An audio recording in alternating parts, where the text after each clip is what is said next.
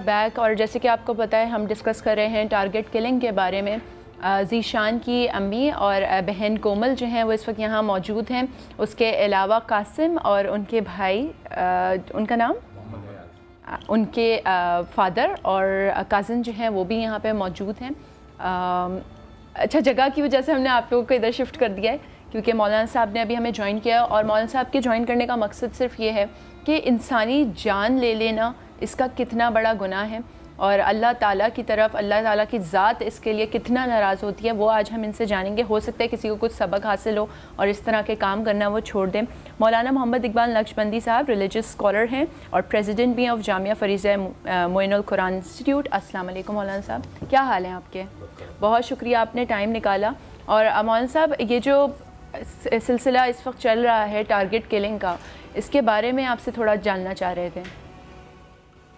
बिस्मिल्लाहिर्रहमानिर्रहीम, नहमदुहु व नुसल्ली अला रसूलिहिल करीम, अम्मा बाद। या अय्युहल्लज़ीना आमनु दुखुलू फिस्सिल्मि काफ़ा, ऐ ईमान वालों, इस्लाम में पूरे पूरे दाखिल हो जाओ।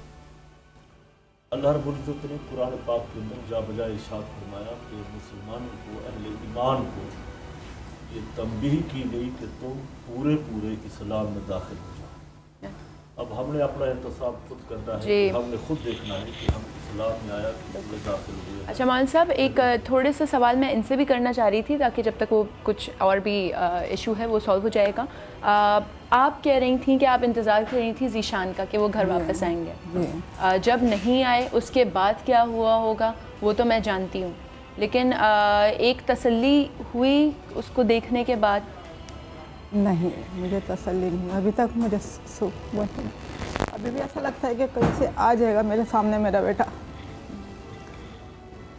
मैं एक मिनट के लिए भुला नहीं पा रही हूँ अभी तक। साल हो गया, पूरा साल हो गया जी। सबसे छोटा बेटा था मेरा। अच्छा, सबसे छोटा। और भी आपके बेटे? अच्छा, कोमल है जी। सब लड़कियों में ये छोटी है और वो सबसे छोटा।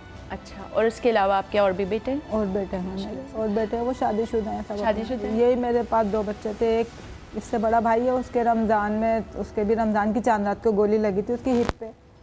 वो भी काम नहीं कर पा रहा था, वो पूरी टांग उसकी बेकार हो गई, हड्डी में गोली बैठ गई थी। उनको कैसे लगी?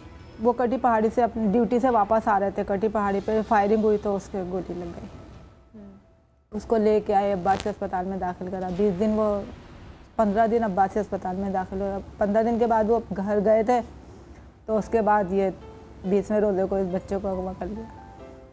आप ये समझती हैं कि कोई दुश्मनी या कुछ इस तरह की बात? क्योंकि एक बेटे का आपने अब मुझे किस्सा बताया और उसके बाद फिर ज़ीशान के साथ ये हुआ। वो अक्सर वहाँ से रास्ता था उनका, ड्यूटी से आने का वहीं से रास्ता था। वो तो वहाँ अक्सर फायरिंग, कस्बा में अक्सर फायरिंग होती रहती है। वो ड्यूटी से वापस आ रहे थे। किसी से कोई दुश्मनागी नहीं है हमारी, किसी से कोई वो नहीं है कि हम किसी का नाम नहीं ले रहे कि महल्ले वाले, इलाके वाले इतने अच्छा हमारे साथ रहते हैं माशाल्लाह, तो हम किसी का नाम नहीं ले रहे। सही बात है। और ये तो बच्चा था 17 साल का, अपनी धुन में मगन होगा।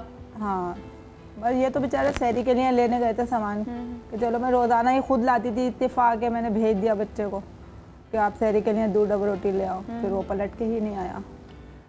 बस होता ही है कि जो होने वाली बात होती है और अल्लाह ताला एक ये मुझे अफसोस है कि मैंने क्यों भेज दिया। मैं नहीं भेजती तो शायद मेरा बेटा नहीं मेरे हाथ से जाता। कॉलर हैं एक हमारे साथ, उनसे बात करते हैं। अस्सलाम वालेकुम। वालेकुम अस्सलाम, कौन बात कर रही हैं? जी, मैं नरगिस बात कर रही हूँ कराची से। कैसी हैं आप? अल्हम्दुलिल्लाह खैरियत से। नरगिस, क्या कहना चाहेंगी? इनकी बात सुन रही थी और मैं यही कह रही थी कि मतलब इनके गम में हम सब इनके साथ शरीक हैं, क्योंकि तो हमारी कराची के हालात ही ऐसे हो गए कि कोई किसी काम से जाता है वापस, या तो इसी सूरत में आता है कि या तो खुदा ना खास्ता एक्सीडेंट हो जाता है या वो मतलब कोई ना कोई गोली का शिकार हो जाता है। तो बस मैं शमीम नाम है इनका, तो मैं इनसे कहना चाहूँगी कि हम इनके गम में बराबर की शरीक हैं और ये अकेली नहीं है। बस अल्लाह इनको सब्र दे, यही कह सकते हैं कि औलाद जैसी चीज़ अगर चली जाए तो वाकई एक माँ ही जानती है कि उसको कितना दुख हो सकता है। बिल्कुल, आपने करना यह है कि आपने ज़ीशान के लिए बहुत सारी दुआ करनी है। ज़ीशान के लिए, उनके दोस्त के लिए जो उनके साथ गए, कि अल्लाह ताला उनको जन्नत में जगह अता फरमाए। और आई एम श्योर वो जन्नत में ही गए होंगे क्योंकि जब किसी इनोसेंट की जान जाती है और खून बहता है तो अल्लाह ताला जो है जिसने खून बहाया उससे तो बहुत नाराज़ होता है, लेकिन जिसके साथ कोई ऐसा वाक़या पेश आया मैं समझती हूँ कि अल्लाह ताला उस पर मेहरबानी करता होगा। मौलाना साहब से इस बारे में बात करते हैं। जी मैं अर्ज़ कर रहा था कि अल्लाह रब्बुल इज़्ज़त इरशाद फरमाते हैं, ऐ ईमान वालों इस्लाम में पूरे पूरे दाखिल हो जाओ। जी। इस्लाम इस चीज़ की इजाज़त कतई तौर पे नहीं देता, हर तरह की दहशत गर्दी की मसम्मत करता है और ये खुली दहशत गर्दी है। ये कोई जंग इस्लाम की नहीं है, ये जो हमारे शहर कराची में पूरा एक अमन तबाह किया जा रहा है, बल्कि पूरा पाकिस्तान इसकी लपेट में है। और अगर मैं ये कह दूं तो बेजा नहीं होगा, पूरा एक आलम इस्लाम इसकी लपेट में है। आज जहां बड़ी अक्सरियत के साथ मुसलमान रहते हैं, 6 अरब 34 करोड़ मुसलमानों की तादाद है इस वक्त। तो आज हम जुल्म सितम बर्बरियत का शिकार हैं, खुली दहशत गर्दी है, तो इस्लाम इसकी इजाज़त नहीं देता। देखिए कि जंगें जो हैं वो 4 किस्म की होती हैं, शैतानी जंग होती है, हवानी जंग होती है, रहमानी जंग होती है। तो ये जो जंग लड़ी जा रही है ये नफ्सियाती जंग है, एक लूटमार की जंग है, ज़मीनों की जंग है, जायदादों की जंग है, कब्ज़े की जंग है।